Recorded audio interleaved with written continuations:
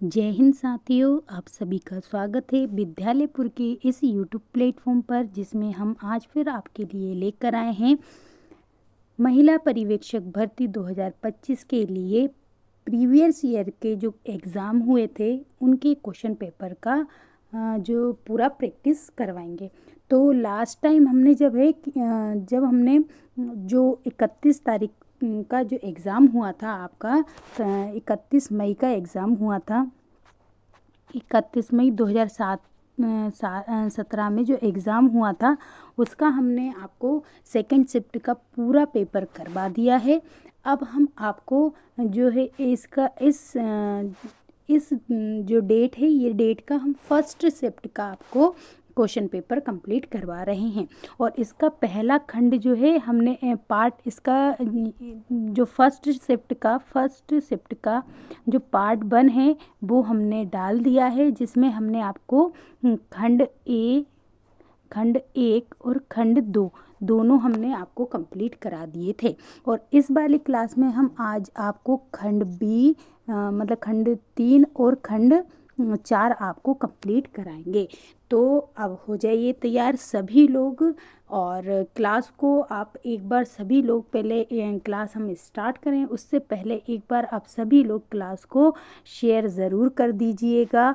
और अगर आप न्यू चैनल पर आए हैं, कोई भी मैम सर या न्यू स्टूडेंट हमारी क्लास चैनल पर न्यू आए हैं, तो प्लीज़ चैनल को सब्सक्राइब ज़रूर कर लीजिएगा। और क्लास अच्छी लगे तो क्लास को लाइक करके ज़रूर जाइएगा। और अभी तक जो भी हमने पेपर डाले हैं और क्लासेस डाली हैं, अगर आपने वो क्लासेस नहीं देखी हैं तो एक बार हमारे चैनल की प्लेलिस्ट पर विज़िट कीजिए और वहाँ से पूरा जो जो महिला पर्यवेक्षक 2025 भर्ती टॉप 100 क्वेश्चन और टॉप 5000 क्वेश्चन के अंतर्गत हमने पूरी क्लासेस डाली हुई हैं, तो आप जाकर उन क्लासों को ज़रूर देख लें। अगर अभी तक आपने बिल्कुल भी नहीं पढ़ा है और ये जो हमारी प्लेलिस्ट में जाकर आप इतनी ही क्लास भी देख लेंगे तो भी आपके कम से कम पेपर में 150 प्लस क्वेश्चन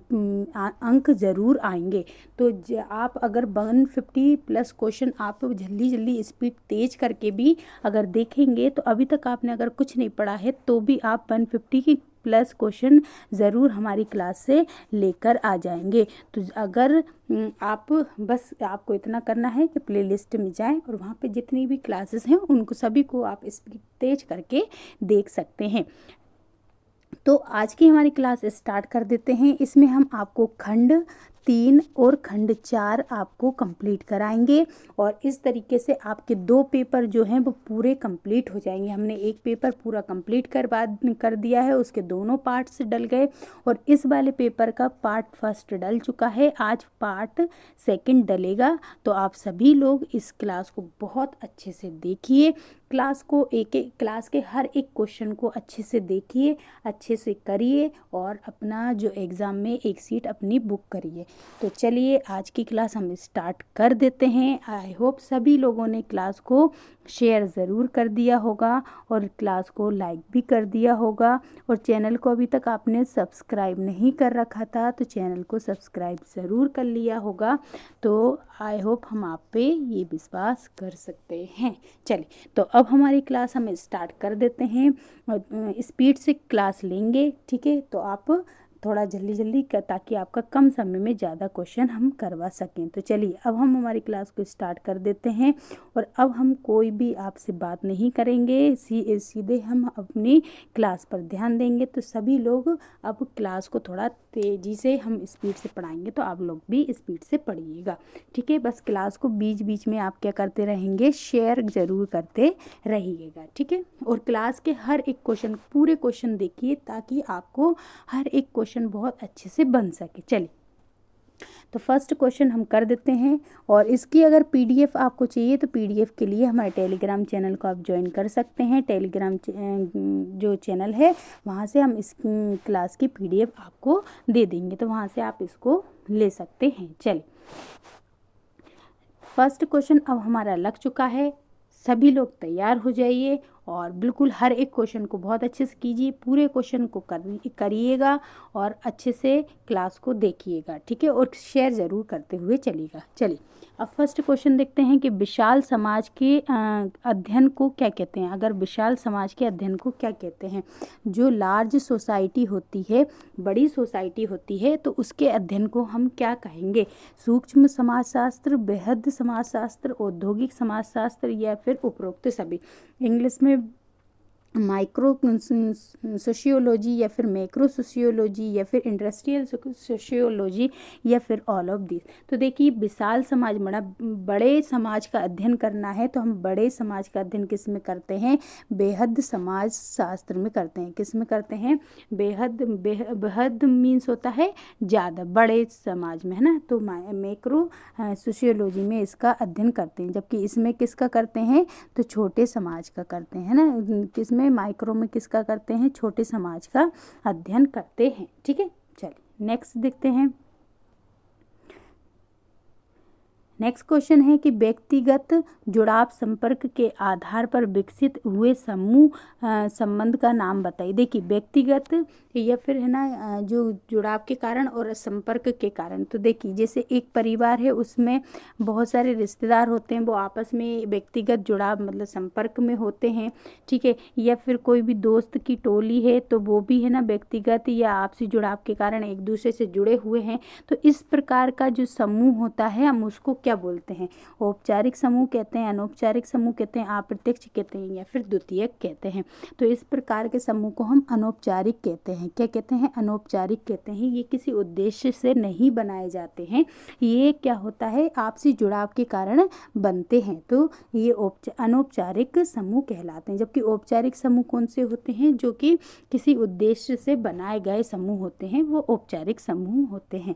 तो राइट आंसर अनौपचारिक हो जाएगा। चलिए सभी लोग आंसर कमेंट बॉक्स में लिखते हुए चलेंगे, ठीक है। आंसर को आप सभी लोग कमेंट बॉक्स में लिखेंगे और बताएंगे लास्ट में कि क्लास कैसी लगी, क्वेश्चंस कैसे लगे और आपके कितने क्वेश्चन सही थे, ठीक है। चलिए नेक्स्ट क्वेश्चन देखते हैं कि व्यक्ति की सभी अद्वितीय विशेषताओं और समायोजन के पैटर्न को क्या कहते हैं। देखिए कोई भी व्यक्ति है, उसकी सभी अद्वितीय विशेषताएं जो कि यूनिक, उसकी कोई भी क्वालिटी होती है, यूनिक क्वालिटी होती है, और उसका समायोजन का जो पैटर्न होता है उसको क्या बोलते हैं, व्यक्तिगत बोलेंगे, व्यक्तित्व बोलेंगे, उत्तरदायित्व बोलेंगे, रचनाशीलता बोलेंगे या फिर प्राधिकार बोला जाएगा।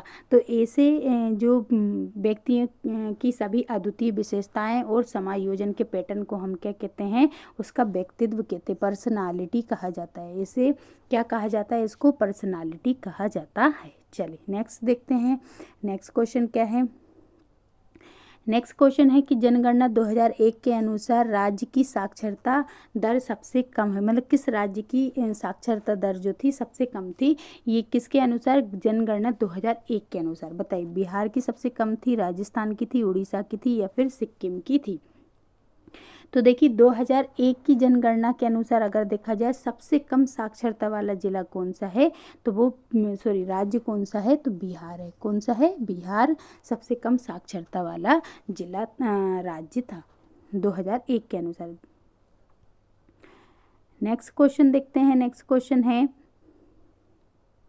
कि एक विधि जिसमें समूह के सभी सदस्य निर्णय को स्वीकार कर लेते हैं। देखिए एक ऐसी विधि जिसमें समूह के सभी सदस्य जो होते हैं वो निर्णय को स्वीकार करते हैं, उसको क्या कहेंगे, नियम कहेंगे, लक्ष्य कहेंगे, समझौता कहेंगे या फिर उद्देश्य कहेंगे। बताएं, सभी लोग बताएंगे आंसर, सभी लोग आंसर देते हुए चलेंगे और क्लास को शेयर करते हुए सभी लोग चलेंगे। बताइए। तो देखिए एक विधि जिसमें समूह के सभी सदस्य निर्णय मतलब को स्वीकार कर लेते हैं तो उसको क्या बोला जाता है, तो उस विधि को या फिर उस समूह को क्या बोलते हैं, उस समूह को मतलब कि उनको क्या बोला जाता है, नियम बोला जाता है। उस समूह के क्या होते हैं, वो नियम होते हैं जो कि सभी सदस्य क्या करते हैं, उसको स्वीकार करते हैं, ठीक है। चल नेक्स्ट क्वेश्चन देखते हैं। नेक्स्ट क्वेश्चन है कि दृश्य संचार में शामिल है, दृश्य संचार है ना, देखने वाले संचार में क्या शामिल है, तो शरीर की भाषा शामिल है, चेहरे के हाव भाव शामिल हैं या हाव भाव या फिर उपरोक्त सभी। बताएं कि कौन सा, तो देखिए बॉडी लैंग्वेज भी देखी ही जाती है, ठीक है, चेहरे के हाव भाव भी देखे जाते हैं, ठीक है, और हाव भाव भी देखे जाते हैं, तो ये सभी क्या होते हैं, दृश्य ही होते हैं। तो उपरोक्त सभी क्या आ जाएगा, दृश्य संचार में शामिल हैं, ठीक है। चलिए नेक्स्ट क्वेश्चन देखते हैं। नेक्स्ट क्वेश्चन है कि मार्ग चैनल का गलत चयन है, किस मतलब कि कोई भी चैनल का गलत चयन क्या है, सरकार की एक समस्या है, या टेलीविज़न की एक समस्या है, या फिर संचार की एक समस्या है, या रेडियो की एक समस्या है। बताएं, जो चैनल होते हैं उनका गलत चयन किसकी समस्या होगी, सरकार की, टेलीविज़न की, या संचार की, या फिर रेडियो की। तो देखिए चैनल से है तो ये किससे संबंधित है, तो संचार की एक समस्या है। ये किसकी समस्या है, संचार की समस्या है, ना कि सरकार की, ना ही टेलीविज़न की और ना ही रेडियो की, ठीक है। तो ये किसकी समस्या है, संचार की। चल नेक्स्ट क्वेश्चन देखते हैं। नेक्स्ट क्वेश्चन है कि शरीर की भाषा को क्या कहते हैं, बताइए। शरीर की जो भाषा रहती है उसको क्या बोला जाएगा, शोर कहा जाएगा, नॉइज़ मतलब कि बहुत ज़्यादा शोरगुल उसको कहा जाएगा, या फिर अधिप्रवाह मतलब ओवरफ्लो कहा जाएगा, या रिसाव कहा जाएगा, या फिर शारीरिक संचार कहा जाएगा। बताएं किस क्या कहा जाएगा, जो शरीर की भाषा को क्या कहते हैं, बॉडी टॉक को क्या कहा जाता है। तो इसको क्या कहा जाएगा, इसको कहा जाएगा शारीरिक संचार। क्या कहा जाएगा, इसको शारीरिक संचार कहा जाएगा, ठीक है। राइट आंसर शारीरिक संचार। चलिए नेक्स्ट क्वेश्चन देखते हैं। नेक्स्ट क्वेश्चन है कि उपभोक्ता संरक्षण अधिनियम का अधिनियम कब हुआ था, बताइए। अधिनियमित कब हुआ था, कब लागू किया गया था, बताइए कब लागू किया गया था उपभोक्ता संरक्षण अधिनियम।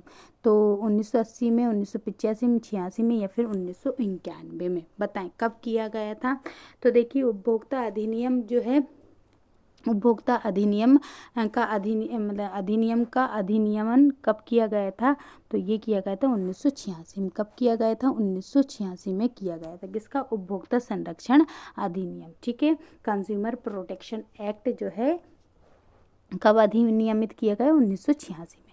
चलिए नेक्स्ट देखते हैं। नेक्स्ट क्वेश्चन क्या है कि आधिकारिक या फिर अधिकार युक्त नेतृत्व करता या नेता का दूसरा नाम क्या है। देखिए जो कि नेतृत्व करता है उसको और क्या बोलते हैं, प्रजातांत्रिक बोलेंगे, तानाशाह बोलेंगे, सहभागी बोलेंगे, या फिर उपरोक्त सभी बोला जाएगा। बताइए कोई भी आधिकारिक है या अधिकार युक्त नेतृत्व करता है, या फिर नेता का दूसरा नाम क्या कहा जाएगा। तो देखिए नेता जो होता है वो क्या होता है, तो नेता का दूसरा नाम क्या होता है, तानाशाह। इसमें क्या है, तानाशाह। प्रजातांत्रिक तो क्या होगा, जो जनता का प्रतिनिधित्व कर रहा है, ठीक है, सहभागी हो नहीं सकता, तो ये क्या हो जाएगा, तानाशाह, ठीक है। डिक्टेटर जो होते हैं उसको कहा जाता है। चलिए नेक्स्ट है कि समूह के सदस्यों के रवैयों के योग को क्या कहते हैं। देखिए एक समूह है जिसके सभी सदस्यों का रवैये, सबका अपना अपना एक एटीट्यूड होता है, तो उन सभी के एटीट्यूड का अगर हम योग करेंगे तो क्या बोलेंगे, उसको प्रेरणा कहा जाएगा, मनोबल कहा जाएगा, उपरोक्त दोनों कहा जाएगा, या फिर इनमें से कुछ नहीं कहा जाएगा। तो राइट आंसर इसका क्या हो जाएगा, इसका राइट आंसर हो जाएगा उपरोक्त दोनों। ये दोनों ही कहा जाएगा। उसको हम मोटिवेशन भी कहेंगे, उसको हम मोरल भी कहेंगे, ठीक है। तो दोनों है ना, प्रेरणा और मनोबल, इनको दोनों ही कहा जाएगा। चलिए नेक्स्ट क्वेश्चन देखते हैं। नेक्स्ट क्वेश्चन क्या है, क्लास को सभी लोग शेयर करते हुए चलेंगे, क्लास को लाइक भी करेंगे, और चैनल को सब्सक्राइब नहीं किया है तो चैनल को सब्सक्राइब ज़रूर कर लेंगे। चलिए, जब शिक्षाविदों को शैक्षणिक प्रकृति के किसी विषय पर दर्शकों और श्रोताओं के मध्य व्याख्यान या प्रस्तुति देने के लिए आमंत्रित किया जाता है तो इसे क्या बोलेंगे। देखिए कोई भी शिक्षाविद हैं, उनको शैक्षिक प्रकृति के किसी भी विषय पर अगर है ना दर्शकों या फिर श्रोताओं के सामने उनको बोला जाए कि आप कुछ बोलिए, है ना, व्याख्यान करने को बोले या फिर प्रस्तुति करने को आमंत्रित किया जाता है, तो इसको हम क्या बोलेंगे। प्रशिक्षण कार्यक्रम बोलेंगे, या संगोष्ठी बोलेंगे मतलब सेमिनार बोलेंगे, या कार्यशाला बोलेंगे, या परिचर्चा बोलेंगे। तो देखिए प्रशिक्षण कार्यक्रम तो यहाँ हो नहीं रहा है, ट्रेनिंग तो चल नहीं रही है, ठीक है। तो इसको प्रशिक्षण कार्यक्रम नहीं कहा जाएगा, कार्यशाला भी नहीं है ये, और परिचर्चा भी नहीं। ये क्या है, एक सेमिनार होता है, संगोष्ठी होती है, जिसमें क्या किया जाता है, कोई भी शिक्षक जो शिक्षाविद होते हैं उनको दर्शक या श्रोता के मध्य व्याख्यान करना या प्रस्तुति करने के लिए आमंत्रित किया जाता है किसी भी सेमिनार में। ठीक है, चलिए नेक्स्ट क्वेश्चन है कि सामाजिक समूह की सबसे महत्वपूर्ण विशेषता क्या है। जो सामाजिक समूह होते हैं उनकी सबसे महत्वपूर्ण विशेषता क्या है। Most importance features of a social group.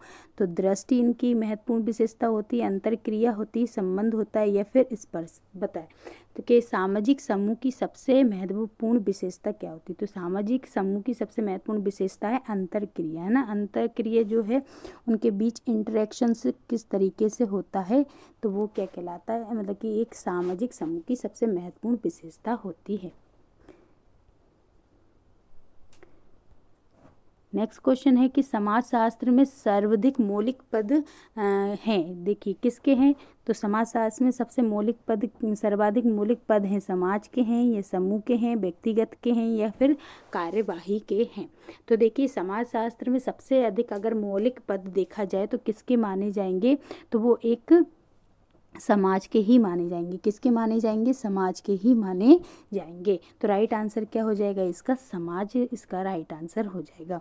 चलिए नेक्स्ट क्वेश्चन देखते हैं। नेक्स्ट क्वेश्चन क्या है, नेक्स्ट क्वेश्चन है कि मौखिक संचार का आदान प्रदान है। मौखिक संचार का आदान प्रदान क्या है, शाब्दिक संदेश है, या फिर लिखित है, ये संकेतों से संबंधित है, ये संकेत और भाव भगी माओं के से संबंधित है। बताइए किस तरीके से है। तो देखिए अगर मौखिक संचार हो रहा है तो उसमें ना क्या होगा, तो मौखिक संचार मतलब कि शाब्दिक संदेश है, लिखित तो हो ही नहीं सकता है, संकेत हो नहीं सकते हैं, संकेत और भाव ये भी नहीं हो सकते। ये कैसे होंगे, शाब्दिक संदेश होंगे, है ना। सिर्फ बोलकर ही तो बोल रहा है, तो इसको हम क्या बोलेंगे, शाब्दिक संदेश कहा जाता है। तो राइट आंसर शाब्दिक संदेश हो जाएगा। चलिए नेक्स्ट क्वेश्चन देखते हैं। नेक्स्ट क्वेश्चन क्या है, नेक्स्ट क्वेश्चन है कि किशोरों के लिए परिवार में अधिक प्रभावी समूह है। बताइए, देखिए जो किशोर होते हैं, उनके लिए परिवार में अधिक प्रभावी समूह कौन से होते हैं। व्यावसायिक समूह, मित्र या समकक्ष समूह, या फिर बहिर समूह, या फिर धार्मिक समूह। तो देखिए किशोरों के लिए परिवार में सबसे अधिक प्रभावी अगर समूह देखा जाता है तो वो सबसे प्रभावी समूह कौन सा कहलाएगा, तो वो कहलाएगा मित्र समकक्ष समूह कहलाता है ना। मित्र समकक्ष समूह, जो उनके फ्रेंड्स होते हैं, पीयर ग्रुप्स होते हैं, उसके समकक्ष जो ग्रुप होते हैं वो उनके लिए सबसे अधिक प्रभावी समूह कहलाएंगे किशोरों के लिए। चलिए नेक्स्ट क्वेश्चन है कि व्यक्ति पर समाज के नियंत्रण का नाम बताएं। देखिए अगर कोई व्यक्ति है उस पर समाज का नियंत्रण हो रहा है तो इसको हम क्या बोलेंगे, रीति बोलेंगे, सामाजिक नियंत्रण बोलेंगे, राज्य बोलेंगे, या प्रतिबंध बोलेंगे। बताएं। तो व्यक्ति पर अगर समाज का नियंत्रण हो रहा है तो उसको हम क्या बोलेंगे, सामाजिक नियंत्रण कहते हैं ना, सोशल कंट्रोल कहा जाता है, सामाजिक नियंत्रण उसको कहा जाता है। तो राइट आंसर क्या हो जाएगा, सामाजिक नियंत्रण इसका राइट आंसर हो जाएगा। तो इसका राइट आंसर क्या हो जाएगा, सामाजिक नियंत्रण। चलिए नेक्स्ट क्वेश्चन पे चलते हैं। नेक्स्ट क्वेश्चन क्या है, नेक्स्ट क्वेश्चन है कि समूह में तनाव से मुकाबला करने के लिए नेता या फिर नेतृत्वकर्ता के पास स्वस्थ होना चाहिए। बताइए क्या होना चाहिए। अगर समूह में तनाव से मुकाबला करना है तो उसके लिए नेता या फिर नेतृत्वकर्ता के पास स्वस्थ होना चाहिए। क्या होना चाहिए, पर्यावरण स्वस्थ होना चाहिए, शरीर होना चाहिए, संबंध होना चाहिए, या फिर उपरोक्त सभी। बताएं क्या स्वस्थ होना चाहिए। सभी लोग आंसर इसका लगाएंगे। तो इसका जो राइट आंसर है क्या हो जाएगा, ये सभी चीज़ स्वस्थ होनी चाहिए, है ना। चाहे उनके पास पर्यावरण भी स्वस्थ होना चाहिए, उसका शरीर भी होना चाहिए, संबंध भी होना चाहिए, ये सभी चीज़ क्या होनी चाहिए, स्वस्थ होना चाहिए। तभी वो बहुत अच्छे से क्या कर सकता है, नेतृत्व कर सकता है, कोई भी नेतृत्व करता। ठीक है, चलिए नेक्स्ट क्वेश्चन देखते हैं। बताएं 10वीं पंचवर्षीय योजना कब आरंभ हुई थी। 10वीं पंचवर्षीय योजना कब आरंभ हुई थी, बताएं।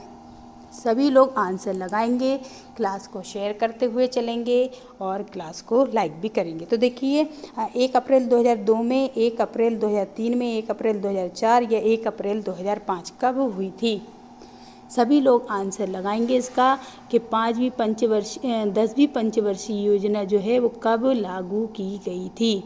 तो देखिए इसका जो राइट आंसर हो जाएगा वो राइट आंसर क्या हो जाएगा? इसका राइट आंसर हो जाएगा 1 अप्रैल 2002 को। कब हुई थी? 1 अप्रैल 2002 को 10वीं पंचवर्षीय योजना लागू की गई थी, 1 अप्रैल 2002 को। चलिए नेक्स्ट क्वेश्चन देखते हैं। नेक्स्ट क्वेश्चन सभी लोग लगाएंगे और बताएंगे कि आंसर क्या हो जाएगा।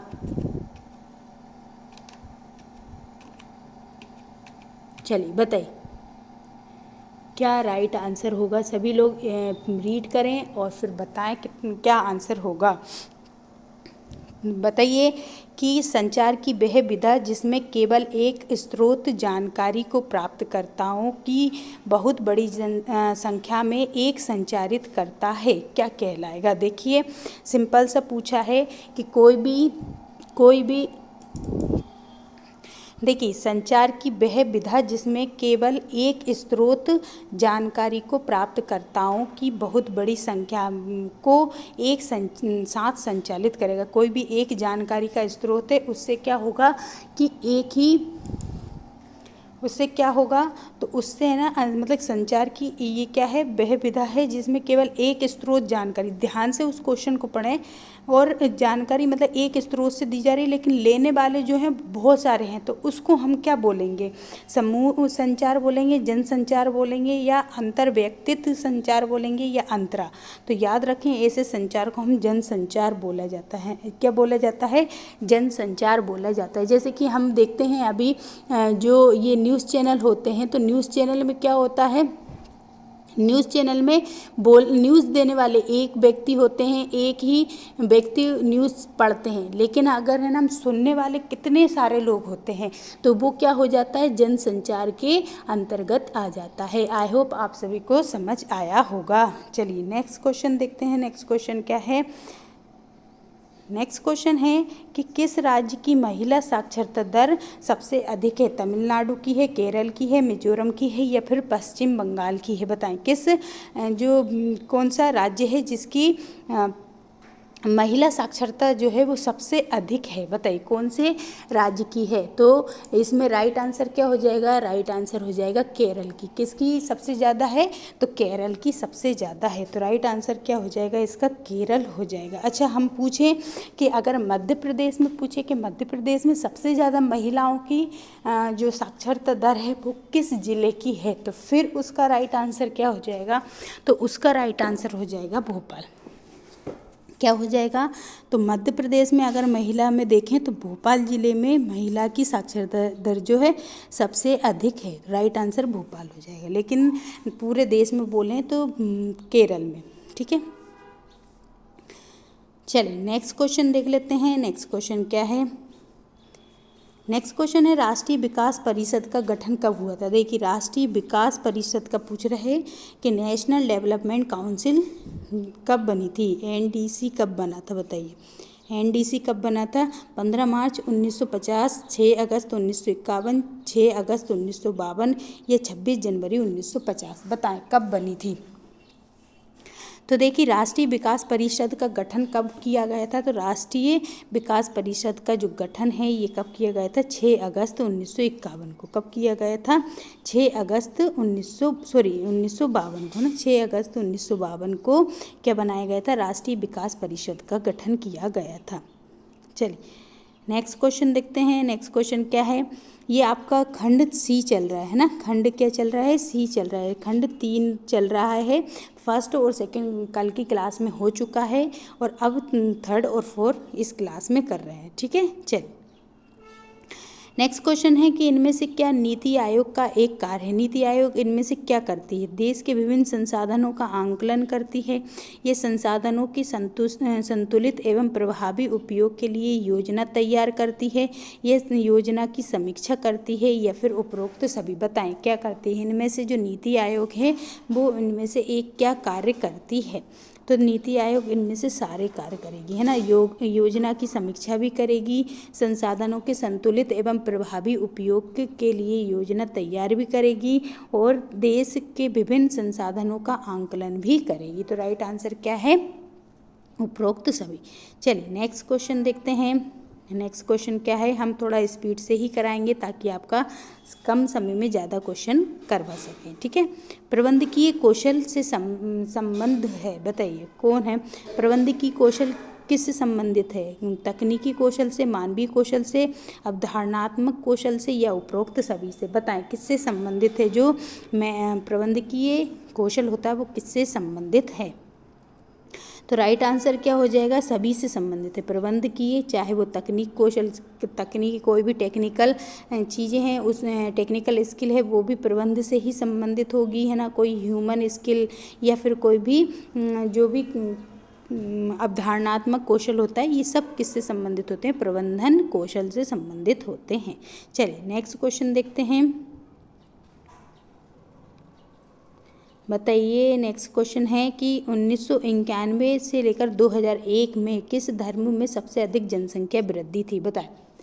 जो 1991 से लेकर 1991 से लेकर 2001 की जो जनगणना हुई थी, है ना, 2001 में जो जनगणना हुई थी उसमें सबसे ज़्यादा जनसंख्या वृद्धि दर किस कौन से धर्म में देखी गई थी? हिंदू में, मुसलमान में, ईसाई में या फिर सिख में? बताएं किस में सबसे ज़्यादा देखने को मिली थी? तो राइट आंसर क्या हो जाएगा? मुसलमान में। किस में देखने को मिली थी? मुसलमान में देखने को मिली थी। चल नेक्स्ट क्वेश्चन देखते हैं कि स्वतंत्रता से लेके अब तक कितनी बार जनगणना हो चुकी है? देखिए स्वतंत्रता के बाद जो है पहली बार देखिए स्वतंत्रता से पूछा है ना उन्होंने। स्वतंत्रता हमारी कब हुई थी? 1947 में हुई थी, ठीक है। 1947 के बाद 1951 में पहली बार हुई, है ना। इसमें क्या हो गई थी? हमें स्वतंत्रता हो गई थी, ठीक है। और हर 10 साल में होती है, तो फिर 61 में हुई, है ना, फिर 71 में हुई, फिर 81 में हुई, फिर 91 में हुई, फिर 2001 में हुई, है ना, फिर 2002 में हुई, 2011 में हुई और अब 2021 में होना था, है ना। तो अब काउंट कर सकते हैं, लेकिन अभी 21 में नहीं हुई तो इसको काउंट नहीं करेंगे। तो देखिए 1 2 3 4 5 और 6 और 1 7, कितनी बार हो गई है? 7 बार। तो राइट आंसर क्या हो जाएगा कि स्वतंत्रता के बाद अभी तक हमारे यहाँ कितनी बार हो चुकी है? 7 बार जनगणना हो चुकी है। चलिए नेक्स्ट क्वेश्चन देखते हैं।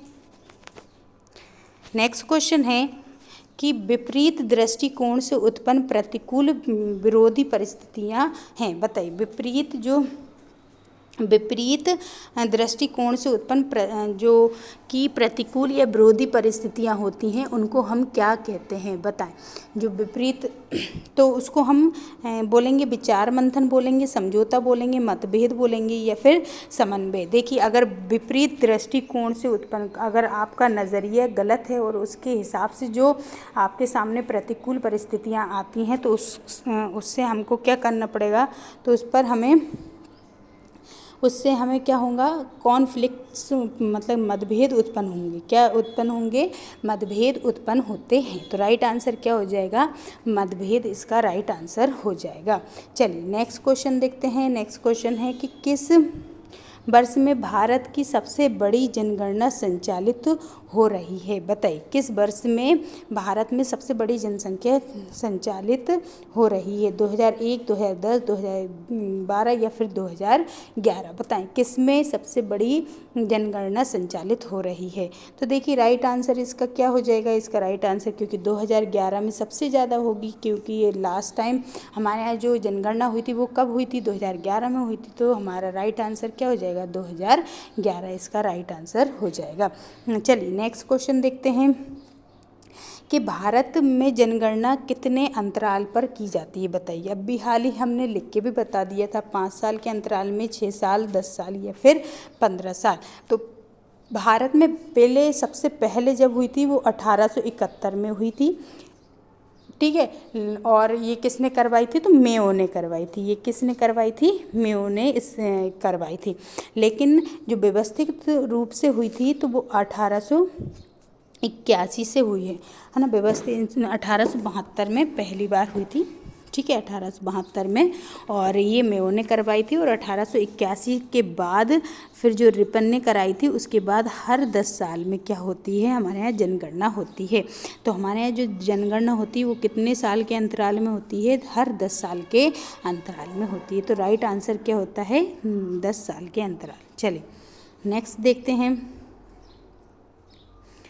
नेक्स्ट क्वेश्चन है कि प्रभावशाली होने के लिए हर नेता नेतृत्वकर्ता को किसका प्रयास करना चाहिए। देखिए, प्रभावशाली होने पर हर नेता या फिर नेतृत्वकर्ता को किस चीज़ का प्रयास करना चाहिए, मानव व्यवहार को समझने का, या मानव व्यवहार का पूर्व अनुमान लगाने का, या मानव व्यवहार को नियंत्रित करने का, या फिर उपरोक्त सभी। बताएं, अगर प्रभावशाली होने के लिए हम जो नेता हो या फिर नेतृत्व करता है तो उसे किस बात का ध्यान देना चाहिए। तो उसे देना चाहिए कि मानव व्यवहार को समझे, दूसरे के व्यवहार को भी समझे, ये किस तरीके का व्यवहार कर रहा है। दूसरा, मानव व्यवहार को उनका पूर्व अनुमान भी लगाएं कि ये किस तरीके की सोच सकता है ना, या फिर मानव व्यवहार को नियंत्रित करना। ये सभी क्या हो जाएंगे, इसके प्रयास हो जाएंगे अगर आपको अच्छा प्रभावशाली नेता बनना है तो। चलिए नेक्स्ट देखते हैं। नेक्स्ट क्वेश्चन क्या है कि मौखिक संचार में सबसे अधिक महत्व किसका होता है। अगर मौखिक संचार मतलब कि हम अगर सिर्फ क्या बोल रहे हैं, ओरल कम्युनिकेशन कर रहे हैं, तो उसमें सबसे महत्वपूर्ण पूछा है, सबसे महत्वपूर्ण क्या होता है, क्या कहते हैं ये, या फिर कैसे कहेंगे ये, या फिर कब कहते हैं, या कहाँ कहते हैं। बताइए क्या होगा, व्हाट यू से, हाउ यू से इट, या व्हेन यू से इट, या फिर वेयर यू से इट। बताएं क्या कहते हैं, व्हाट यू से, या कैसे कहते हैं, व्हाट यू से इट, हाउ यू से इट, या फिर कब कहते हैं, व्हेन यू से इट, या कहाँ कहते हैं, वेयर यू से इट। राइट आंसर क्या हो जाएगा, कैसे, है ना। हम किस बात को किस ढंग से कहते हैं, सबसे महत्वपूर्ण ये होता है। चाहे आप विपरीत परिस्थिति में भी बोल रहे हैं, लेकिन आप उसको भी उस ढंग से बोल देंगे तो भी वो क्या हो जाएगा, बहुत ज़्यादा प्रभावशाली होता है। तो मौखिक संचार में हमें सबसे महत्वपूर्ण ये, बाकी सारी बात तो याद रखनी है, लेकिन महत्वपूर्ण सबसे ज़्यादा है कि कैसे बात करना है।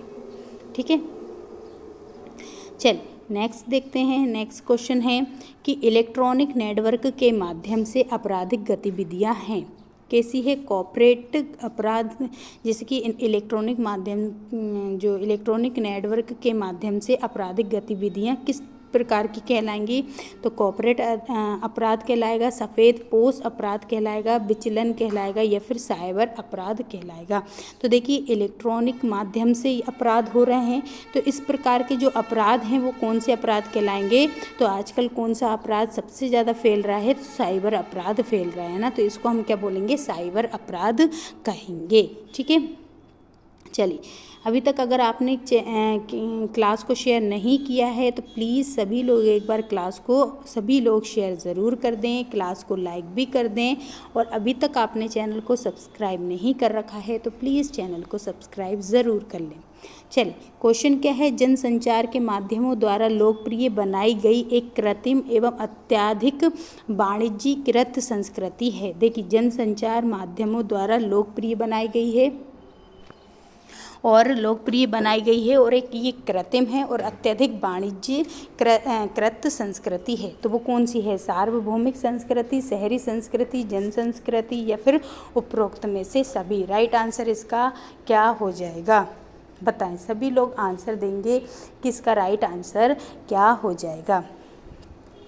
तो देखिए, इसका जो राइट आंसर है वो क्या हो जाएगा कि अगर जनसंचार माध्यमों द्वारा लोकप्रिय बनाई गई एक कृत्रिम एवं अत्यधिक वाणिज्यीकृत संस्कृति है तो उसको हम क्या बोलेंगे, जन संस्कृति बोलेंगे। जनसंचार के माध्यम से बन रही है तो उसको हम क्या बोलेंगे, जन संस्कृति इसको कहा जाएगा। राइट आंसर क्या हो जाएगा, जन संस्कृति। ठीक है, चलिए नेक्स्ट क्वेश्चन देखते हैं। नेक्स्ट क्वेश्चन क्या है,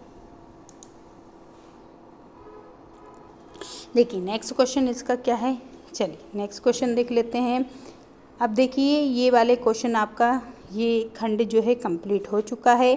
ठीक है, इसमें 10 क्वेश्चन कौन से वाले आएंगे जो कि अनसीन पैसेज टाइप रहेंगे, तो वो तो आपको वहाँ पर दिए जाएंगे, उस हिसाब से ही आप करेंगे। बाकी इसके जो 33 नंबर के क्वेश्चन होते हैं वो हमने इसका कंप्लीट करा दिए हैं।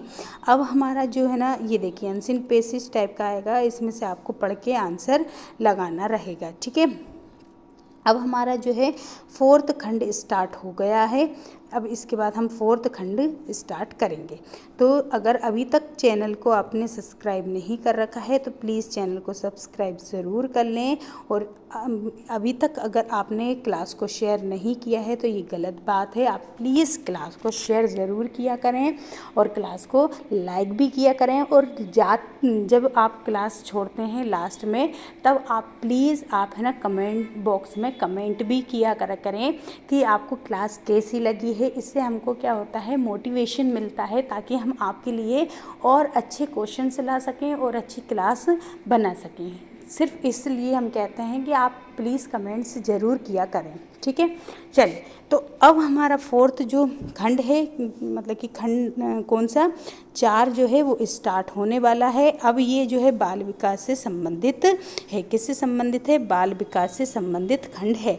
तो अब एक बार सभी से है कि एक बार जोरदार सभी लोग, जितने लोग देख रहे हैं क्लास को, वो सभी लोग क्या करेंगे, एक बार क्लास को शेयर ज़रूर कर देंगे, ताकि हमारा ये 4th नंबर का जो खंड है हम उसको स्टार्ट कर सकें।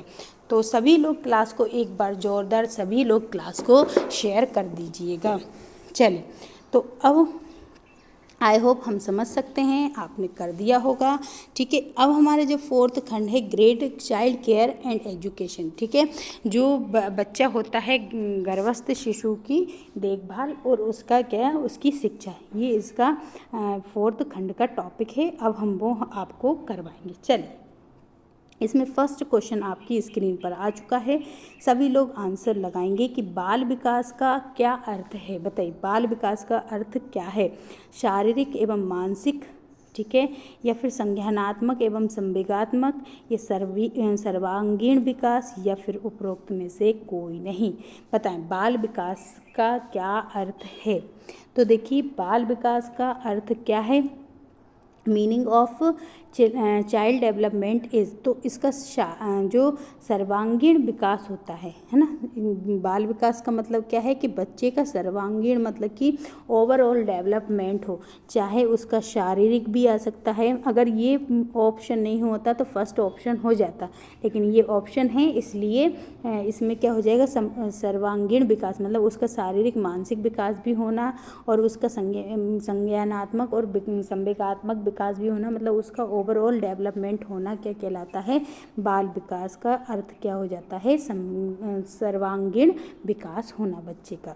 ठीक है, चलिए नेक्स्ट क्वेश्चन देखते हैं। नेक्स्ट क्वेश्चन है कि प्रारंभिक बाल्य अवस्था में शारीरिक वृद्धि किस अनुपात में होती है? देखिए, प्रारंभिक बाल अवस्था जब होती है, प्रारंभिक बाल अवस्था कितनी होती है? तो 3 से लेके और 6 साल तक की उम्र को प्रारंभिक बाल अवस्था कहते हैं। अब इसमें है ना, वृद्धि किस अनुपात में होगी? मानसिक आयु, या सामाजिक आयु, या फिर अस्थि आयु, या फिर परिपक्वता आयु? बताइए, जो शारीरिक वृद्धि होगी वो किसके अनुपात में होगी? नीचे शारीरिक वृद्धि आएगा तो ऊपर क्या आएगा? मानसिक आयु, सामाजिक आयु, अस्थि आयु, या फिर परिपक्वता आयु? तो देखिए, जो प्रारंभिक बाल अवस्था में शारीरिक वृद्धि किसके अनुपात में होती है? तो अस्थि आयु के अनुपात में होती है। किसमें? अस्थि अनुपात में होती है। जैसे कि शारीरिक वृद्धि रेशियो अस्थि वृद्धि, ठीक है, इन दोनों का अस्थि आयु, जैसे जैसे उसकी स्केलेटन का क्या होती है, एज बढ़ती जाती है, उस तरीके से उसकी शरीर की वृद्धि होती जाती है। किसमें? प्रारंभिक बाल्य अवस्था में। ठीक है, ये क्वेश्चन बहुत प्रीवियस ईयर के क्वेश्चन पेपर के क्वेश्चन हैं, तो आप इनको बहुत ध्यान से लगाइए। हो सकता है बहुत से क्वेश्चन इसमें से देखने को आपको भी मिले, है ना। और अगर अदर क्वेश्चन लगाने हैं तो अदर क्वेश्चन की हमने पूरी क्लासेस ले रखी हैं हमारे। आप चैनल पर जाएंगे और प्ले लिस्ट में जाएंगे तो वहाँ पर आपको 2 मिलेंगे, एक टॉप 100 करके और एक टॉप 5000 करके। आपको 2 महिला पर्यवेक्षक के लिए 2 प्लेलिस्ट में 2 ग्रुप मिलेंगे, जिसमें आप दोनों की क्लास अगर आप स्पीड तेज करके करेंगे तो अभी भी अब आपने नहीं पढ़ा है तो आप दोनों क्लास से आप अभी भी आप कितने 150 प्लस क्वेश्चन आप कंप्लीट कर सकते हैं, इतने नंबर ला सकते हैं। तो बिल्कुल आप हर एक क्वेश्चन को बहुत अच्छे से लगाइए, क्योंकि हमने बहुत उसमें क्वेश्चंस को आपको अलग से भी पढ़ाए हैं। और ये वाले जो हैं पेपर चल रहे हैं, तो ये भी आपके लिए बहुत ज़्यादा इम्पोर्टेंट है, क्योंकि इससे आपको ये पता चलेगा कि पेपर में क्वेश्चन किस तरीके से बनते हैं। बताइए, मानव शरीर में क्रोमोसोम होते हैं, कितने होते हैं? 49, 46, 48 या फिर 56। तो देखिए, अगर हम जोड़े में बोलें तो कितने 23 जोड़े क्रोमोसोम गुणसूत्र होते हैं, ठीक है। लेकिन अगर इन्होंने जोड़ा नहीं बोला है तो इसलिए हम क्या बोलेंगे, 46 गुणसूत्र होते हैं। कितने होते हैं? 46 गुणसूत्र होते हैं। तो राइट आंसर क्या हो जाएगा? 46 गुणसूत्र होते हैं, ठीक है। कितने होते हैं? 46 गुणसूत्र होते हैं। चलिए, नेक्स्ट है कि पूर्व प्राथमिक शिक्षा का उद्देश्य क्या है? पूर्व प्राथमिक शिक्षा का उद्देश्य क्या है? प्री स्कूल एजुकेशन का उद्देश्य क्या है? स्वस्थ वातावरण देना बच्चे को, सौंदर्य बोध कराना, बौद्धिक जिज्ञासा बढ़ाना या फिर उपरोक्त सभी। बताएं क्या है कि जो पूर्व प्राथमिक शिक्षा है उसका उद्देश्य क्या है? तो पूर्व प्राथमिक शिक्षा का उद्देश्य है, ये सभी इसके उद्देश्य हैं। क्या है? ये सभी इसके क्या हैं? उद्देश्य हैं। स्वस्थ वातावरण देना बच्चे को, सौंदर्य बोध कराना और बौद्धिक जिज्ञासा को बढ़ाना, ये सभी क्या है इसके पूर्व प्राथमिक शिक्षा के, ये सभी क्या हैं? उद्देश्य हैं। राइट आंसर क्या है? उपरोक्त सभी। चलिए, नेक्स्ट क्वेश्चन देखते हैं कि बाल शक्ति योजना का उद्देश्य कौन सा है? इसमें से बाल शक्ति योजना जो चलाई गई थी वो उसका उद्देश्य क्या है? कुपोषण पर नियंत्रण, खेलकूद को बढ़ावा देना या फिर जनसंख्या नियंत्रण या फिर उपरोक्त में से कोई नहीं। बताएं कि बाल शक्ति योजना का उद्देश्य क्या है? तो देखिए, बाल शक्ति योजना का उद्देश्य क्या है? तो कुपोषण पर नियंत्रण करना। क्या करना? कुपोषण पर नियंत्रण करना बाल शक्ति योजना का उद्देश्य है, ठीक है। चलिए, नेक्स्ट क्वेश्चन देख लेते हैं। नेक्स्ट क्वेश्चन क्या है? नेक्स्ट क्वेश्चन है कि पूर्व प्राथमिक शिक्षा पाठ्यक्रम किस पर निर्भर करता है? बताइए। जो प्री स्कूल होता है उसका जो पाठ्यक्रम रहेगा, सिलेबस रहेगा, वो किस पर निर्भर करेगा? उस शारीरिक विकास पर, इंद्रिय प्रशिक्षण पर या फिर खेलकूद क्रिया पर या फिर उपरोक्त में से सभी। बताएं किस पर निर्भर करेगा? सभी लोग आंसर लगाते हुए साथ साथ चलेंगे हमारे और बताएंगे कि किस पर निर्भर करेगा। तो देखिए, जो पूर्व प्राथमिक शिक्षक का पाठ्यक्रम किस पर निर्भर करता है? तो वो निर्भर करता है उपरोक्त में से सभी पर। बच्चे की शारीरिक विकास पर भी करेगा, उसकी इंद्रिय प्रशिक्षण पर भी करेगा, खेलकूद क्रियाओं पर भी करेगा, उपरोक्त में से सभी। राइट आंसर क्या हो जाएगा? उपरोक्त में से सभी पर निर्भर करेगा। चलिए, नेक्स्ट क्वेश्चन देखते हैं। नेक्स्ट क्वेश्चन क्या है कि विशेष शिक्षा कार्यक्रम की विशेषताएं क्या है? जो विशेष शिक्षा होती है उस कार्यक्रम की विशेषताएं क्या होती हैं? विशेष शिक्षा विद होते हैं उसमें, या फिर नियमित कक्षा अध्यापक होंगे, या फिर विशेष दिवस विद्यालय में मनाया जाएगा, या फिर उपरोक्त सभी। बताएं।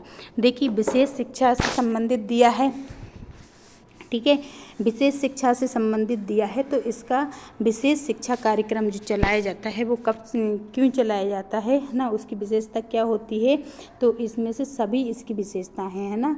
चाहे विशेष शिक्षाविद द्वारा चलाया जाएगा, है ना, नियमित कक्षा अध्यापक द्वारा चलाया जाएगा, और ये जो है विशेष दिवस मतलब विद्यालय के विशेष दिवस पर चलाया जाता है। तो उपरोक्त सभी क्या हो जाएंगे? इसके राइट आंसर हो जाएगा, ठीक है। चलिए, नेक्स्ट क्वेश्चन देख लेते हैं।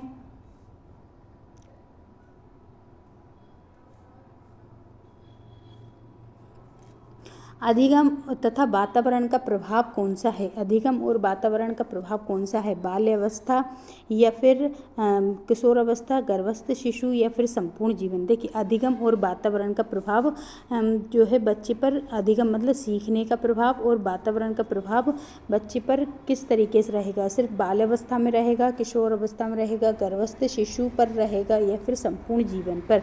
तो राइट आंसर क्या है? संपूर्ण जीवन पर ही रहेगा, है ना। आप पूरे जीवन भर सीख सकते हैं और पूरा वातावरण का प्रभाव जो रहेगा आपके पास आपके ऊपर पूरे जीवन भर रहेगा। तो राइट आंसर है संपूर्ण जीवन पर। नेक्स्ट क्वेश्चन है कि किस प्रकार के बालक में मौलिकता का गुण पाया जाता है, बताइए किस प्रकार के बालक में मौलिकता का गुण पाया जाएगा। सृजनशील बालक में, पिछड़ा बालक में, या फिर मंद बुद्धि बालक में, या फिर उपरोक्त में से सभी। बताएं किस प्रकार के बालक में जो है मौलिकता का गुण पाया जाता है। तो देखिए ये जो है उपरोक्त में से किसी में नहीं पाया जाएगा, ठीक है। मंद बुद्धि, पिछड़ा बालक में तो पाया ही नहीं जाएगा। तो ये जो सृजनशील बालक होते हैं इनमें पाया जाता है। किस में पाया जाता है? सृजनशील बालक जो होते हैं उनमें किसका गुण पाया जाता है? मौलिकता का गुण पाया जाता है, ठीक है। चल नेक्स्ट देखते हैं, नेक्स्ट क्वेश्चन क्या है। नेक्स्ट क्वेश्चन है कि पूर्वशालेय आयु की सीखने की प्रक्रिया कौन सी होती है। जो प्री स्कूल एज होती है उसमें कोई भी बच्चा अगर सीखता है तो किस तरीके से सीखेगा? मेमोरी द्वारा सीखता है, या फिर लिख कर सीखता है, या अनुकरण द्वारा सीखता है, या फिर सजा द्वारा सीखता है। अगर उसको देखिए, अगर आप किसी बच्चे को सजा देंगे तो वो कैसे सीखेगा? तो इससे तो सीख ही नहीं सकता है। मेमोरी द्वारा इतना याद नहीं रहता उसको कि वो मेमोरी से सीख सके, और इस टाइम तो उसे लिखना आता ही नहीं है तो लिख कर भी नहीं सीखता। तो वो किस तरीके से सीखता है? अनुकरण द्वारा, मतलब वो जिस तरीके का वो देखता है उस तरीके से वो क्या करता जाता है? सीखता जाता है। कि ये व्यक्ति देख लेता है ये ऐसे कर रहा है तो अब अगली बार से वो भी वैसे ही करने लग जाएगा, है ना।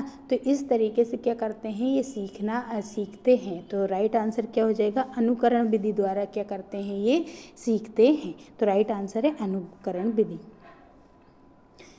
चलिए नेक्स्ट क्वेश्चन है कि जो एड्स है उसमें है ना ए का पूरा नाम क्या है, बताइए ए का मतलब क्या है। तो एड्स का फुल फॉर्म क्या होता है? एक्वायर्ड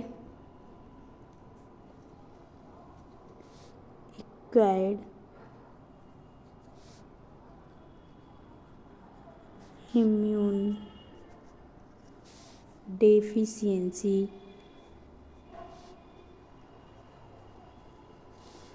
सिंड्रोम, ठीक है। अब बताइए ये इसका फुल फॉर्म है, तो इसका जो राइट आंसर हो जाएगा, इसका राइट आंसर क्या हो जाएगा? तो इसका राइट आंसर हो जाएगा इक्वाइड। क्या हो जाएगा इसका राइट आंसर? इक्वाइड इसका राइट आंसर हो जाएगा, ठीक है। तो इसका राइट आंसर क्या है? इक्वाइड। ये इसका फुल फॉर्म है, इक्वाइड इम्यून डेफिशिएंसी सिंड्रोम इसका फुल फॉर्म है, जिसमें A4 क्या होता है? इक्वाइड होता है, ठीक है।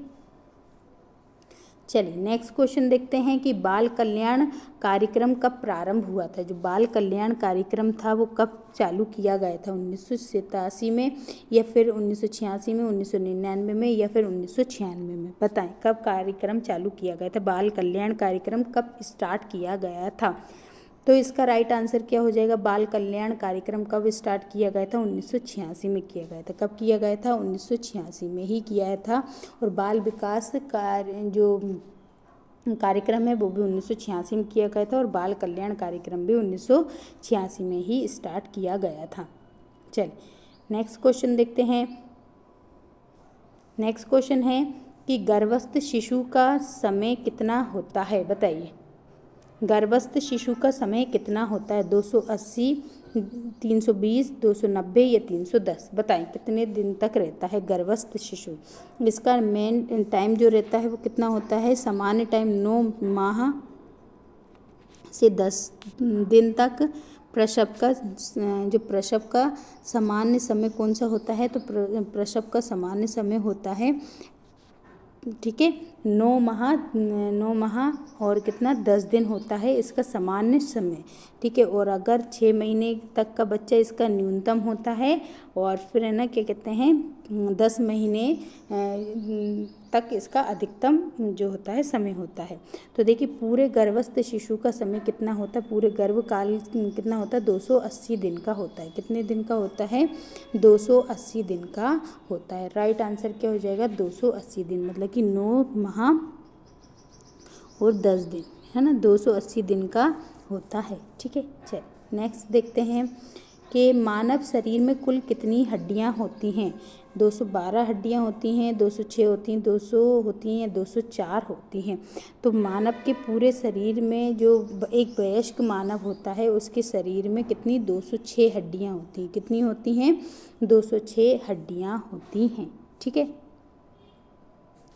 चल नेक्स्ट क्वेश्चन देखते हैं। नेक्स्ट क्वेश्चन कि वंशानुक्रम का मुख्य वाहक कौन सा होता है। बताइए, वंशानुक्रम का मुख्य वाहक कौन होता है? जीन या फिर कोशिका, ऊतक या फिर अंडा। मतलब कि एक पीढ़ी से गुण अगर दूसरी पीढ़ी में ट्रांसफ़र हो रहे हैं तो इसका मेन वाहक कौन होगा? जीन्स होगा, कोशिका होगी, ऊतक होगा या फिर अंडा होगा। तो देखिए इसका जो राइट आंसर हो जाएगा वो क्या हो जाएगा, क्योंकि मेन वाहक कौन होते हैं?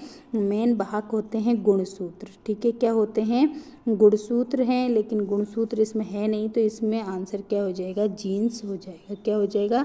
जीन्स जो होते हैं वो मुख्य वाहक होते हैं। क्या होते हैं? मुख्य वाहक कौन होते हैं? जीन्स होते हैं। चलिए नेक्स्ट क्वेश्चन देखते हैं। नेक्स्ट क्वेश्चन क्या है कि अधिगम निर्योग बच्चों की विशेषता कौन सी होती हैं। बताइए, अधिगम निर्योग बच्चों की विशेषताएं कौन सी होती हैं? अतिक्रियाशीलता या फिर ना विशिष्ट शैक्षणिक समस्याएं या अवधान की अस्त व्यस्तता या फिर उपरोक्त सभी। बताएं कि अधिगम जो है, अधिगम निर्योग जो बच्चे होते हैं उनकी विशेषता क्या होती है। तो देखिए अधिगम निर्योग जो बच्चे होते हैं, मतलब कि लर्निंग डिसेबल जो बच्चे होते हैं, तो उनकी विशेषता होती है ये सभी, है ना। अतिक्रियाशीलता होती है उनके अंदर, विशिष्ट शैक्षणिक समस्याएं होती हैं और अवधान की अव्यस्तता होती है। मतलब ये सभी क्या होते हैं? इनके लक्षण होते हैं। तो राइट आंसर उपरोक्त सभी हो जाएगा। चलिए नेक्स्ट क्वेश्चन देखते हैं। नेक्स्ट क्वेश्चन है कि बाल एवं महिला हेतु अत्यंत विस्तृत योजना कौन सी है। देखिए, बाल और महिला के लिए कौन सी योजना जो है वो बहुत ज़्यादा विकसित योजना है, विस्तृत योजना है। समेकित बाल विकास सेवा योजना, राष्ट्रीय टीकाकरण कार्यक्रम या राष्ट्रीय स्वास्थ्य मिशन या फिर उपरोक्त में से कोई नहीं।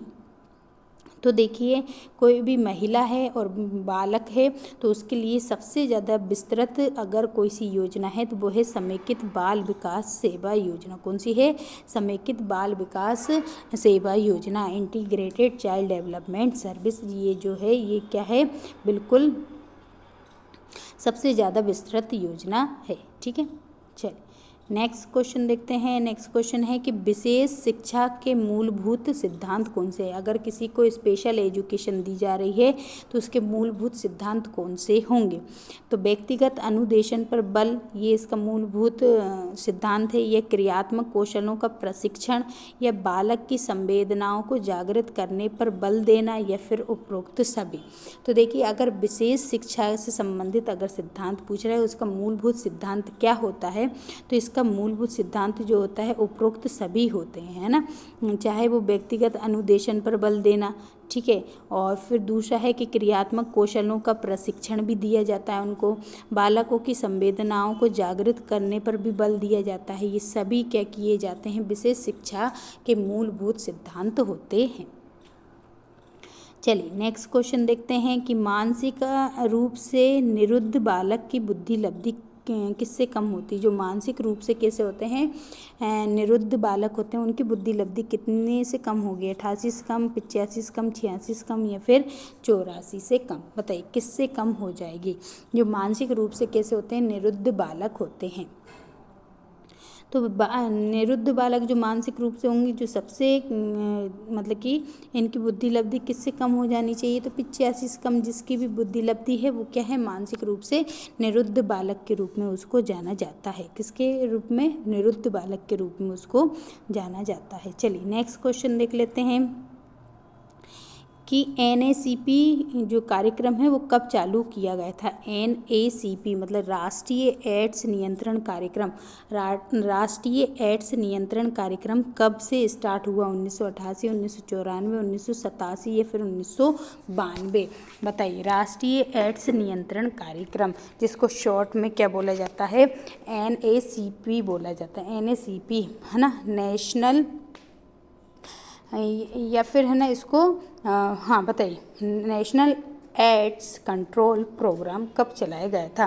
तो इसका जो राइट आंसर हो जाएगा 1992 में चलाया गया था। कब चलाया गया था? 1992 में चलाया गया था। मतलब राष्ट्रीय एड्स कार्यक्रम जो है कब से स्टार्ट किया गया? 1992 से स्टार्ट किया गया था। तो राइट आंसर 1992 हो जाएगा। चलिए नेक्स्ट क्वेश्चन देख लेते हैं। नेक्स्ट क्वेश्चन क्या है?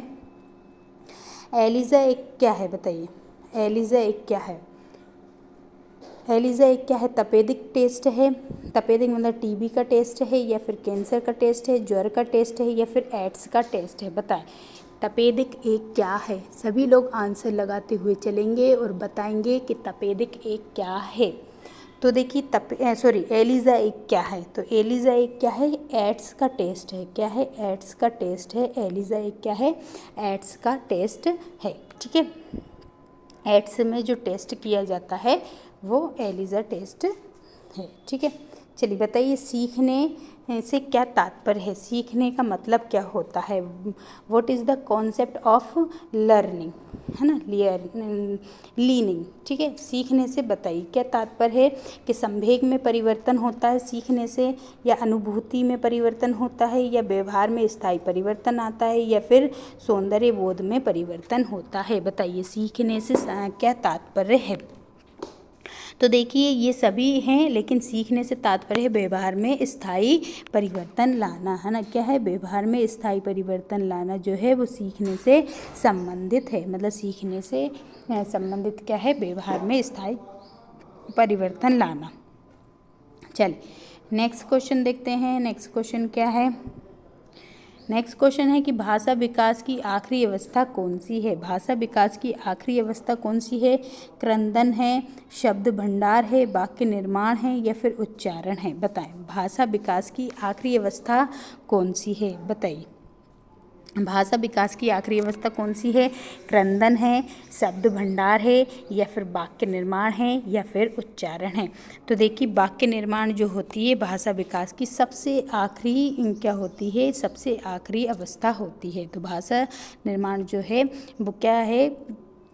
भाषा जो वाक्य निर्माण ही क्या होती है? भाषा विकास की सबसे आखिरी अवस्था होती है। चलिए नेक्स्ट क्वेश्चन देखते हैं। नेक्स्ट क्वेश्चन क्या है? नेक्स्ट क्वेश्चन है कि बाल अवस्था में मित्रता की प्रवृत्ति कौन सी है? बताइए बाल अवस्था में मित्रता की प्रवृत्ति कौन सी होती है? संस्कृति विज्ञान की, या फिर समवेशी की, अभिभावकीय, या फिर विषमवेशी? बताइए कैसी होती है?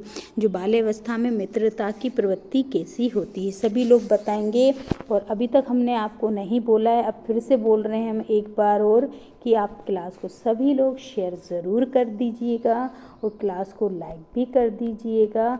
और अगर चैनल को अभी तक आपने सब्सक्राइब नहीं कर रखा है तो प्लीज़ सभी लोग चैनल को सब्सक्राइब ज़रूर कर लीजिएगा।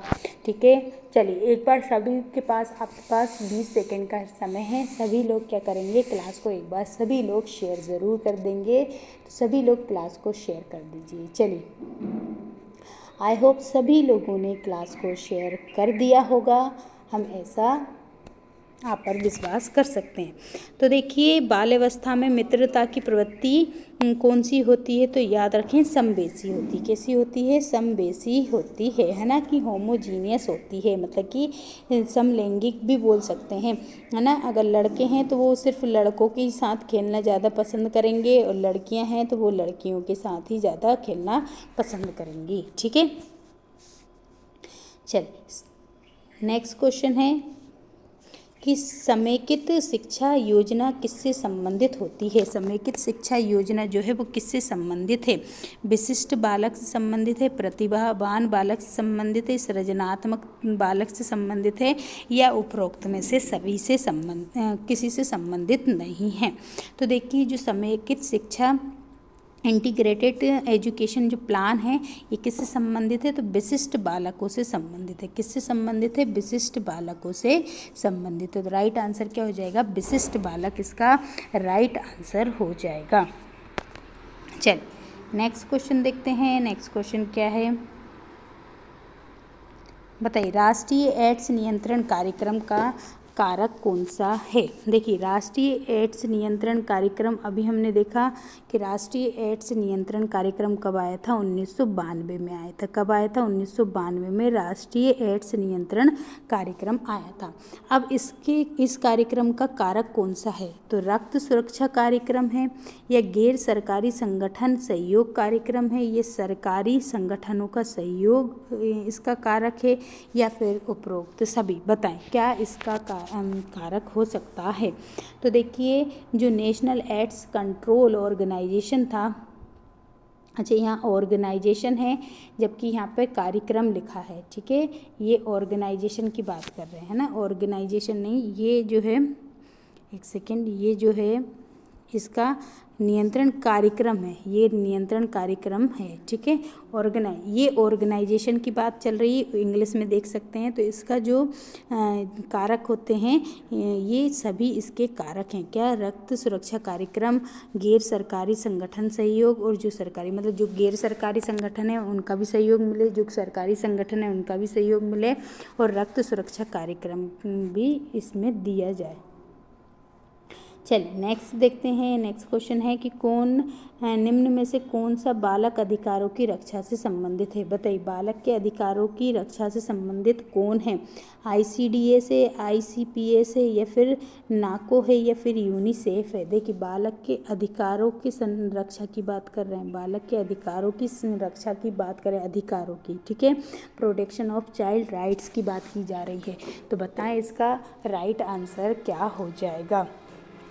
सभी लोग आंसर लगाते हुए चलेंगे कि इसका राइट आंसर क्या हो जाएगा, बताएं। तो देखिए, इसका राइट आंसर जो कि बालकों की किससे संबंधित है? तो अधिकारों से संबंधित है। तो ये किससे कौन करेगा? तो ICPS करता है ना, क्या करता है? ICPS इसका क्या है? बाल अधिकारों से रक्षा करता है। तो राइट आंसर क्या हो जाएगा? ICPS, ठीक है। चल नेक्स्ट देखते हैं, नेक्स्ट क्या है? नेक्स्ट क्वेश्चन है कि शैशव अवस्था में सांवेगिक विकास अध्ययन किस प्रकार किया जाता है? बताइए, शैशव अवस्था में जो सांवेगिक विकास होता है उसका अध्ययन किस प्रकार किया जाएगा? तो साक्षरता द्वारा किया जाएगा, ठीक है, इंटरव्यू लेके करेंगे। शैशव अवस्था में कौन सा इंटरव्यू होता है? ये तो गलत ही हो जाएगा। अनुसंधान रिसर्च करेंगे, उसमें क्या रिसर्च करना? उपरोक्त सभी हो ही नहीं सकता, तो ये क्या? निरीक्षण द्वारा, ऑब्जर्वेशन द्वारा क्या करते हैं? सांवेगिक विकास का अध्ययन किया जाता है किसी भी शैशवावस्था के बच्चे का, ठीक है। राइट आंसर निरीक्षण हो जाएगा। चलिए नेक्स्ट क्वेश्चन देखते हैं। नेक्स्ट क्वेश्चन है कि निम्न में से शारीरिक विकलांगता के प्रकार बताइए। देखिए, शारीरिक विकलांगता के प्रकार बताना है। श्रवण क्षति युक्त बालक, मतलब जिसके पास जिसको सुनाई नहीं देता है, ठीक है, या दृष्टि दुर्बल बालक, मतलब जिसको दिखाई नहीं देता है, ये कम दिखाई देता है। अस्थि विकलांग बालक, मतलब जिसकी हड्डियों से संबंधित कोई उसको दिक्कत है, या फिर उपरोक्त सभी। तो राइट आंसर क्या हो जाएगा? तो ये सभी क्या है? शारीरिक विकलांगता से संबंधित हैं। ये सभी क्या किससे संबंधित हैं? शारीरिक विकलांगता से संबंधित है। तो राइट आंसर क्या हो जाएगा? उपरोक्त सभी। क्या हो जाएगा इसका राइट आंसर? उपरोक्त सभी हो जाता है। चलिए नेक्स्ट क्वेश्चन देखते हैं। नेक्स्ट क्वेश्चन क्या है? नेक्स्ट क्वेश्चन है कि जिज्ञासु प्रवृत्ति किस अवस्था की विशेषता है? बताइए, जिज्ञासु प्रवृत्ति जो है वो किस आयु की अवस्था है? बताएं। तो देखिए, जिज्ञासु किस अवस्था की विशेषता रहेगी? शैशवावस्था की, या फिर बाल्यावस्था की, किशोर अवस्था की, या फिर उपरोक्त में से कोई नहीं। तो देखें कि जिज्ञासु, सबसे ज़्यादा बच्चा जिज्ञासु बाल अवस्था में होता है। किस में होता है? बाल अवस्था में होता है। वो देखता है दिन भर जो चीज़ें और उसको जानने की कोशिश करता है, ऐसा हो रहा है तो ये क्यों हो रहा है, इसने ऐसा ही क्यों किया, ये नहीं किया, वो नहीं किया। तो ये सभी चीज़ें उसके अंदर जो जिज्ञासा होती है, तो बाल अवस्था में सबसे ज़्यादा जिज्ञासा देखने को मिलती है। नेक्स्ट देखते हैं कि प्रत्यक्षीकरण और आपूर्तिकरण, अंतरण, ये किसकी विशेषताएं हैं? परसेप्शंस, एब्स्ट्रैक्शंस और ट्रांसफ़र, ये सभी किसकी विशेषता हैं? संज्ञानात्मक की, सृजनात्मक की, ये सौंदर्य बोध की, या फिर समवेश की? बताएं। इमोशंस की, या फिर कॉग्निटिव की, या फिर क्रिएटिविटी की, या फिर एस्थेटिक की? बताएं किसकी है? तो देखिए, प्रत्यक्षीकरण, आपूर्तिकरण और अंतरण, ये सब किसकी हैं? तो ये संज्ञानात्मक विकास की विशेषताएं किसकी हैं? संज्ञानात्मक विकास की विशेषताएं हैं। चलिए नेक्स्ट क्वेश्चन देखते हैं। नेक्स्ट क्वेश्चन है अटल बाल आरोग्य पोषण मिशन की स्थापना कब की गई थी? अटल बाल आरोग्य पोषण किसकी? अटल बाल आरोग्य पोषण मिशन की स्थापना कब की गई थी? 2011, 10 या 8 या फिर 12 में? बताएं कब की गई थी अटल बाल आरोग्य पोषण मिशन की? तो राइट आंसर क्या है? 2010 में की गई थी। कब की गई थी? 2010 में की गई थी। ठीक है, तो अटल बाल आरोग्य पोषण मिशन की स्थापना कब की गई थी? 2010 में की गई थी। राइट आंसर क्या हो जाएगा? 2010। चलिए नेक्स्ट देखते हैं। नेक्स्ट क्वेश्चन क्या है? नेक्स्ट क्वेश्चन है कि कम सुनने वाले बालक के लिए उपयोग की गई शिक्षण विधि कौन सी है? बताएं। कम सुनने वाले जो बालक होते हैं उनके लिए उपयोग की गई जो विधि होती है, शिक्षण विधि, वो कौन सी होती है? हस्त विधि होती है, चिन्ह भाषा विधि होती है, श्रवण यंत्र विधि होती है, या फिर उपरोक्त सभी? बताएं कौन सी विधि होती है? तो देखें, कम सुनने वाले बालक के लिए उपयोग की गई शिक्षण विधि कौन सी रहेगी? जो सुनने में कम है, तो देखिए सुनने में कम है तो हस्त विधि और चिन्ह विधि उन्हें समझ आ जाएगी। श्रवण विधि जो रहेगी, यंत्र विधि, क्योंकि सुनने में कमी है इसलिए ये सभी विधियों का हम क्या करेंगे, उनका सभी विधि क्या है इसके लिए उपयोगी होंगी, है ना। हस्त विधि लिख कर भी उसको बता सकते हैं, चिन्ह द्वारा, और कोई भी यंत्र जो कान में सुनाई नहीं देता है तो मशीन के द्वारा जो लगी रहती है तो उसके द्वारा, उस विधि के द्वारा भी हम उनका क्या कर सकते हैं, उपचार कर सकते हैं। चलिए नेक्स्ट देखते हैं कि डिकराली शिक्षण विधि किससे संबंधित है? डिकराली शिक्षण विधि किससे संबंधित है? बताएं। कि मानसिक रूप से निरुद्ध बालक के लिए डिकराली शिक्षण विधि है, या अपंग बालक के लिए, या वाणी दोष वाले के लिए, या फिर प्रतिभावान बालक के लिए? बताएं। डिकराली शिक्षण विधि जो है वो मानसिक रूप से कमज़ोर जो बालक होते हैं उनके लिए बनाई गई है, या अपंग बालक जो क्रिपल्ड जो चाइल्ड होते हैं उनके लिए बनाई गई, या फिर उन जो कि स्पीड मतलब कि बोलने में दिक्कत होती है उनको, या फिर प्रतिभावान बालक? तो राइट आंसर क्या है? डिकराली जो है, डिकराली शिक्षण विधि जो है वो मानसिक रूप से जो निरुद्ध बालक होते हैं, मानसिक रूप से निरुद्ध बालक के लिए से संबंधित है। तो जो मानसिक रूप से निरुद्ध बालक होते हैं उनसे संबंधित कौन सी है? डिकराली शिक्षण विधि। ठीक है, चल नेक्स्ट देखते हैं। नेक्स्ट क्वेश्चन क्या है कि अनुक्रिया का सिद्धांत किसने दिया था? अनुक्रिया का सिद्धांत किसने दिया? पावलोव ने दिया, स्किनर ने, या फिर कोहलर ने, या फिर थर्नडॉइक ने? बताइए अनुक्रिया का सिद्धांत किसने दिया है? क्लासिक कंडीशन, देखिए क्लासिक कंडीशन थ्योरी जो है, तो क्लासिक कंडीशन किसने? पावलोव ने दिया था। किसने दिया था? पावलोव ने दिया था। अनुक्रिया का सिद्धांत किसने दिया है? तो पावलोव ने दिया था। राइट आंसर क्या हो जाएगा? पावलोव। चलिए स्थूल गतिविधियाँ किससे संबंधित है? स्थूल गतिविधियाँ किससे संबंधित है? ग्रोस मूवमेंट जो है वो किससे संबंधित है? क्रियात्मक विकास से, शारीरिक विकास से, मानसिक विकास से, या फिर संवेगात्मक विकास से? तो जो स्थूल गतिविधियाँ होती हैं जिसे ग्रोस मूवमेंट कहते हैं, तो ये सारे ग्रोस मूवमेंट जो ये रहते हैं ये किससे संबंधित होते हैं? तो मोटर डेवलपमेंट मतलब कि क्रियात्मक विकास से संबंधित है। किससे संबंधित हैं ये?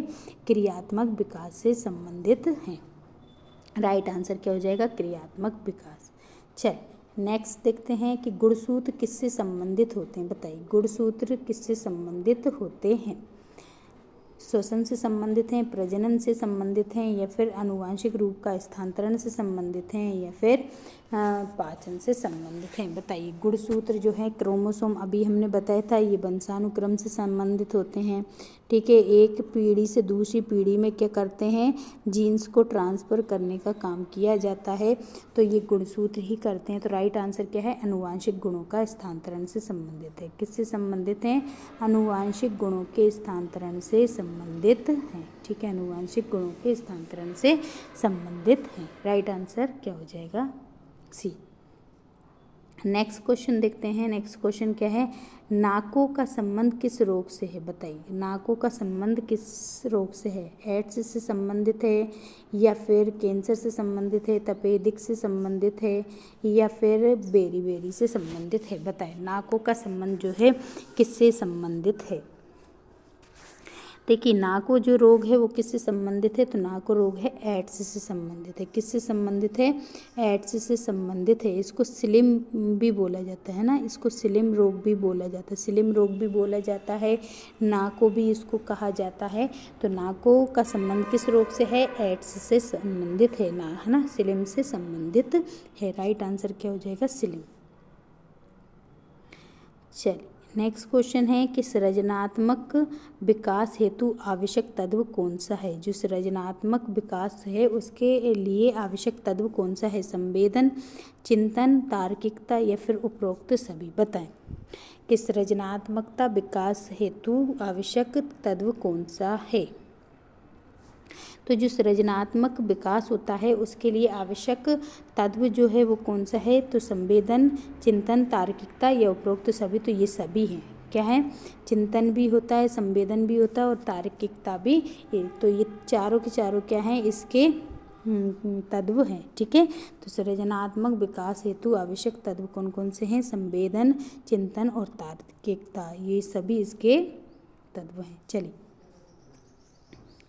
बताइए आकार तथा अनुपात में परिवर्तन किसका प्रतिरूप होता है। अगर आकार में परिवर्तन हुआ है और अनुपात में परिवर्तन हुआ है तो वो किसका प्रतीक होगा, विकास का, वृद्धि का या फिर मानसिक प्रक्रिया का या फिर अधिगम का। तो देखिए अधिगम से तो हम सीखते हैं तो उसमें आकार से संबंधित होगा ही नहीं। ठीक है, विकास मानसिक विकास में भी आकार से संबंधित होगा नहीं, वृद्धि में भी नहीं होगा, वृद्धि में हो सकता है। ठीक है, वृद्धि में हो सकता है तो राइट आंसर, लेकिन ये किससे संबंधित है, विकास से संबंधित। तो इससे हमको ये पता चलेगा कि इसका विकास हो रहा है। ठीक है, क्या इसका विकास हो रहा है, हमें ये पता चल जाता है। ठीक है, चलिए नेक्स्ट क्वेश्चन देखते हैं। नेक्स्ट क्वेश्चन क्या है,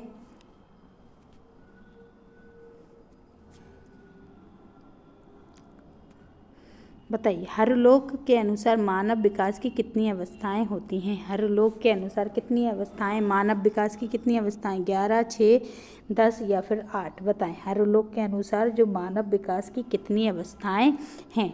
तो देखिए हरलोक के अनुसार मानव विकास की 11 अवस्थाएं, कितनी हैं, 11 अवस्थाएं। हरलोक के अनुसार मानव विकास की कितनी अवस्थाएं हैं, 11 अवस्थाएं हैं। ठीक है, अभी तक अगर क्लास को आपने शेयर नहीं किया है तो प्लीज़ सभी लोग क्लास को शेयर ज़रूर कर दीजिए। ठीक है, और क्लास को आप लाइक भी कर दीजिएगा और चैनल को अभी तक आपने सब्सक्राइब नहीं कर रखा है तो प्लीज़ चैनल को सब्सक्राइब ज़रूर कर दीजिएगा। चलिए तो 11 हैं हरलोक के अनुसार मानव विकास की अवस्थाएं। चलिए नेक्स्ट है कि राष्ट्रीय एड्स नियंत्रण कार्यक्रम कब स्टार्ट हुआ था। बताइए राष्ट्रीय एड्स नियंत्रण कार्यक्रम पूछा है, राष्ट्रीय एड्स नियंत्रण कार्यक्रम 87, 88, 89 या फिर 86। राइट आंसर क्या हो जाएगा, तो राष्ट्रीय एड्स नियंत्रण कार्यक्रम 87 में स्टार्ट हुआ था, 87 में। ठीक है, कब हुआ था, 87 में जो है राष्ट्रीय एड्स नियंत्रण कार्यक्रम प्रारंभ किया गया था।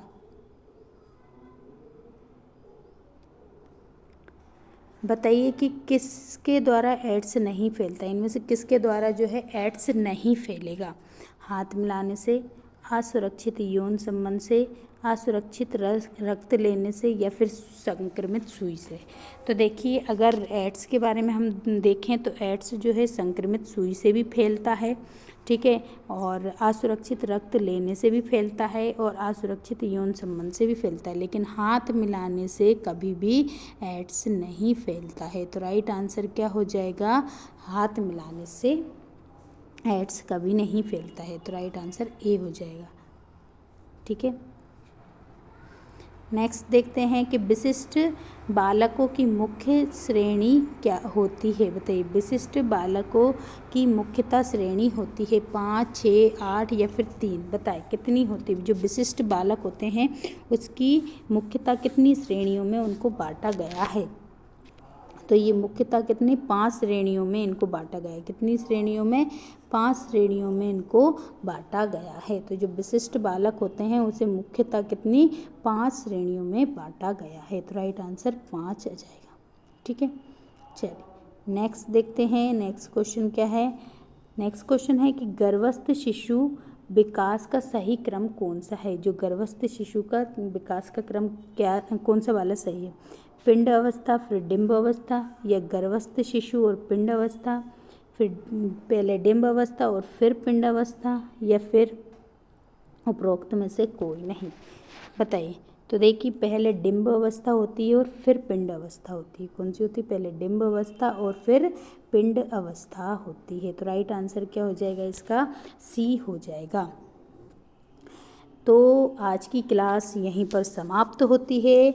तो एक बार क्लास को सभी लोग क्लास को शेयर कर दीजिए और क्लास को लाइक भी कर दीजिएगा जिन्होंने नहीं किया है, और जिन्होंने अभी तक चैनल को सब्सक्राइब नहीं कर रखा है तो प्लीज़ चैनल को सब्सक्राइब ज़रूर कर लीजिएगा। और इस क्लास की PDF चाहिए तो PDF के लिए आप हमारे टेलीग्राम चैनल को ज्वाइन कर सकते हैं, वहाँ से इसकी PDF ले सकते हैं।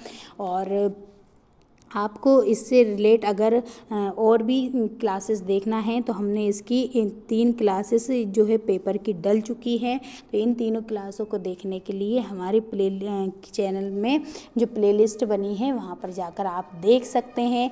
और जो महिला पर्यवेक्षक से संबंधित जो हमारी पूरी जो 2 प्लेलिस्ट में 2 हमने प्लेलिस्ट बना रखी हैं, तो उनमें जाकर आप देखेंगे तो वहाँ से दोनों में अगर आप दोनों प्लेलिस्ट को खोल के उनमें जितनी भी क्लासेस हैं आप उनको अगर स्पीड तेज़ करके भी पढ़ेंगे तो भी आपने अभी तक अगर नहीं पढ़ा है तो 150 प्लस आप इतने से दिन में पढ़ के और 150 प्लस क्वेश्चंस आप सही कर सकते हैं और अपने 150 क्वेश्चन आप सही कर सकते हैं। और जो रेगुलर क्लास चल रही हैं उनको तो देखते ही रहिए, है ना। और क्लास को ज़्यादा से ज़्यादा शेयर ज़रूर कीजिएगा और जाते समय क्लास को लाइक भी करके जाइए और कमेंट्स बॉक्स में कमेंट ज़रूर करके जाइएगा कि आपको क्लास कैसी लगी है और क्वेश्चंस कैसे हैं।